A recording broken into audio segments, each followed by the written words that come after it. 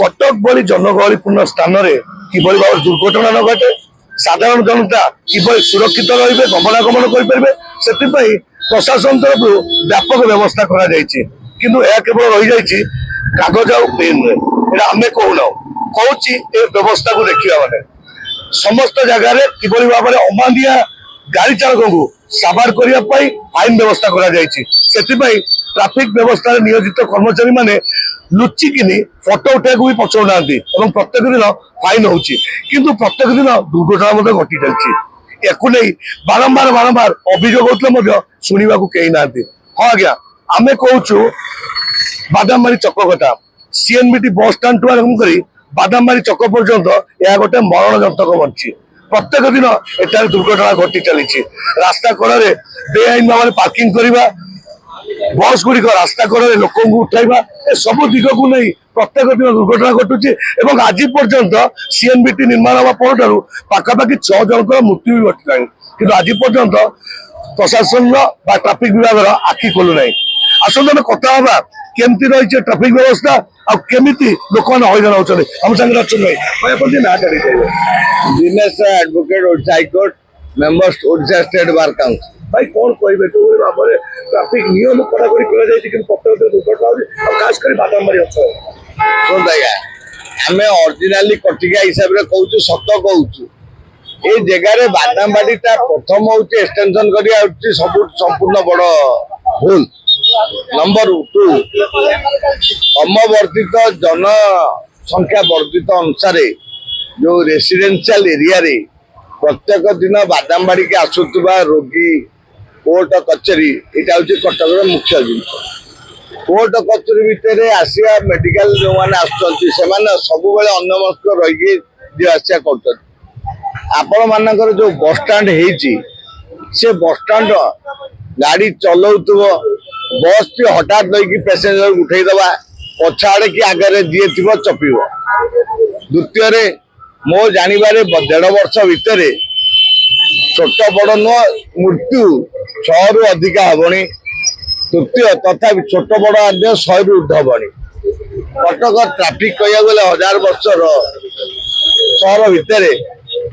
Traffic रे जो माने भी जो ऑफिसर माने रहउचंती आगामी दिन में 10 वर्ष पूर्व आम देखी जो मान कटक उपर अभिज्ञता थी माने कटक सहर में ट्राफिक गलिकंदी जानी अफिसर मान पोस्टिंग कले से कौटी कौन किए जगह बस वाला को साबाड़ कर बर्तमान जो वर्षिका 1.5 वर्ष अफिसर सब मैंने आसुच्च से कटक बक्सी बजार छतरा बजार बाट कहले पचार पड़ो से कौन ड्यूटी करेंगे आम देखीचु पूर्व जो मैनुआल जुग था जो लाइट व्यवस्था नाला लोक हाथ में कंट्रोल करते ट्राफिक पुलिस मैंने कि बर्तमान देखा लुचि लुचि फटो उठेबा केवल व्यवस्था रही बर्तमान ऊपर ऑफिसर माने क्या विरुद्ध कहना जोटा सत्य कहुच्छी ऑफिसर माने तलिया कर्मचारी ट्राफिक कहते आज तुम ये कर मसक ये टार्गेट कर आज्ञा आपड़ जदि बाय मिस्टेक ओह्ल पड़ी गाड़ी गड़ौं पछाड़े कैमेरा फटा उठे दौरान आज जाऊँ 1500 फाइन यही कामटा मुख्य एक्सीडेंटा जोन लोक कौ बाटे सचेतन करवा जेन्युइन ऑफिसर जो माने कटक उपर अभिज्ञता अच्छी से रखिले एटलिस्ट ये ट्राफिक रो जो एक्सीडेंट रो येटा क्रमवर्धित धंदा बंद होता तृतीय ये जो फाइन करदे समाधान होटा ना ऊपर अफिसर माने तले जो माने पोस्टिंग दौरान जो माने ट्राफिक ड्यूटी रोचे से माने जो माने कटक विषय अभिज्ञता अच्छी अल्प वर्ष काम करेंगे रास्ता घाट ऊपर जानी यहाँ हूँ 1000 वर्षर सहर 52 बजार 53 गली तो आपण मैंने मो कह कथा खाली आपड़ यहीटा बादामबाड़ी कहले आउ गोटे जिन आप मार्क करना जोटा सब बड़ कथा उच्च न्यायालय दल दे हाईकोर्ट दे त्रिशूलिया ब्रिज दे गला बेले सेठारे एडवोकेट जनरल तो घर से बाटे आम गला डरुच राति 9टा पर गला केत कौ बस चढ़ीज आ सी भी जो बस जाऊँगी लाइन बस राउरकेला सम्बलपुर अनुगुल से माने भी आज्ञा 100 ऊपर चढ़ाऊँ এটা ଗୋଟେ ମରଣ ଯନ୍ତ୍ର ପାଲଟି ଗଲାଣି। ସରକାର ଯଦି ଆ ଉପରେ ଧ୍ୟାନ ଦେବେ ଭଲ ହୁଅନ୍ତା। ନିଶ୍ଚୟ ଆମ ସାଙ୍ଗରେ ଆଉ ଜଣେ ଭାଇ ବି ଅଛନ୍ତି, ସ୍ଥାନୀୟ ବାସିନ୍ଦା ଅଛନ୍ତି, ଆମେ କଥାବାର୍ତ୍ତା ହେବା। ଭାଇ ଆପଣ ଟିକେ ପରିଚୟ ଦେବେ। ନରୋତ୍ତମ ଦାସ, ପୂର୍ବତନ କର୍ପୋରେଟର। ଭାଇ କଣ କହିବେ ଯୋଉ ଭାବରେ ଆପଣଙ୍କ ଚକ ଯୋଉ ଭାବରେ ହଉଛି ପ୍ରତ୍ୟେକ ଦୁର୍ଘଟଣା ହଉଛି, ପ୍ରତ୍ୟେକ ଦିନ ମୃତ୍ୟୁ ଘଟୁଛି, ସବୁ ଦିଗକୁ ନେଇ କେମିତି ଦେଖୁଛନ୍ତି? ବର୍ତ୍ତମାନ ତ ପ୍ରଶାସନ ଖାଲି ରହିଛି ହେଲମେଟ ଚେକିଂ ଠୁ ଆରମ୍ଭ କରି ଆଉ କିଛି କାମ ନାହିଁ। ଦେଖିବାକୁ ଗଲେ ଦେଖିଛନ୍ତି ଭିଡ ହଉଛି ରାଜାବୁଚା ଗଡା, ଏଠି 4 ଛକଟା ଏଇଟା ବିକାଶନକୁ ବାଟ ଅଛି, ବାଦାମବାଡିକୁ ବାଟ ଅଛି, ଆଉ ବର୍ତ୍ତମାନ ଖାନନଗର ଯୋଉ ବସ୍ ଷ୍ଟାଣ୍ଡ ନୂଆ ହେଇଛି ସେଠି ବି ବାଟ ଅଛି। ଏଠି ମରଣ ଯନ୍ତ୍ର ପାଲଟି ଗଲାଣି। ଏଠି 2ଟି ହମ୍ପ ନିତ୍ୟାନ୍ତ ଜରୁରୀ। ଯଦି କୁହାଯିବା ଭାଇ ଯେମିତି ଆମେ ଦେଖୁଛେ ପ୍ରତ୍ୟେକ ଦିନ ଟ୍ରାଫିକ ଲୋକ ଅଛନ୍ତି,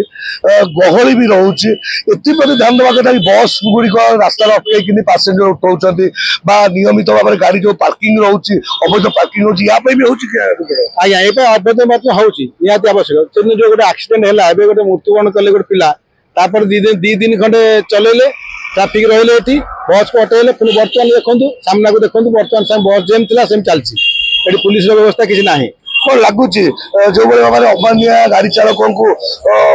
ସାଇଜ କରିବା ପାଇଁ ବା ଦାବିବା ପାଇଁ ଯୋଉଭଳି ଭାବରେ ପ୍ରଶାସନ ତରଫରୁ କରାଯାଇଛି ଫାଇନ ବ୍ୟବସ୍ଥା, ତା ଦ୍ୱାରା କଣ ଖାଲି ଫାଇନ କରିଦେଲେ କଣ ସଚେତନ ହେଇଯିବେ ଲୋକମାନେ? ଫାଇନ କଲେ ଏଟା ହବନି ଆଜ୍ଞା, ଚେକିଂ କରାଯାଉ ଡ୍ରାଇଭର ପ୍ରକୃତ ଡ୍ରାଇଭର କି ନାହିଁ, ଆଉ ନିଶାଶକ୍ତ ଅବସ୍ଥାରେ ଅଛି ନା ନାହିଁ, ତାକୁ ଚେକିଂ କରାଯାଉ ପୁଲିସ ତରଫରୁ।